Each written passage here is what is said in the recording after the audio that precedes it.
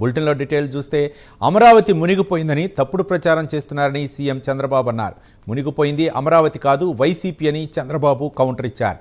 కాకినాడ జిల్లా పెద్దాపురంలో నిర్వహించిన స్వర్ణాంధ్ర స్వచ్ఛాంధ్ర కార్యక్రమంలో పాల్గొన్న సీఎం చంద్రబాబు భవిష్యత్తులో పైకి రాకుండా భూస్థాపితం అయ్యేది వైసీపీయేనని అన్నారు. ప్రపంచంలోనే బ్రహ్మాండమైన నగరంగా అమరావతి తయారవుతుందని సీఎం చంద్రబాబు చెప్పారు. కానీ మీ రాష్ట్రంలో ఒక భూతం ఉంది, మళ్ళీ ఆ భూతం లేదని గ్యారంటీ ఏంటని అడుగుతున్నారు. దీనికి మీరందరూ ఒక విషయం గుర్తుపెట్టుకోవాలి. నేను ఆ రోజు అందరికీ చెప్పాను, ఈ భూతాన్ని పాతాళంలో కంట్రోల్ చేశాం, ఇంకా తిరిగి రాదని చెప్పాను. కానీ ఇక్కడ చూస్తే అరుంధతి సినిమా చూసారా మీరు? నిన్ను వదల బొమ్మాళి వదల, నిన్ను వదలనంటా ఉంది.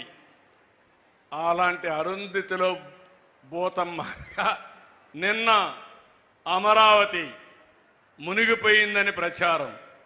మొన్నటి వరకు అమరావతికి డబ్బు ఇవ్వద్దని అందరికీ లెటర్లు పెట్టి ఇది అమరావతిలో జరుగుతుంది, గవర్నమెంట్ ఆఫ్ ఇండియా 15,000 కోట్ల రూపాయలు డబ్బులు శాంక్షన్ చేస్తే నిధులు లేకుండా అడ్డం పడ్డారు.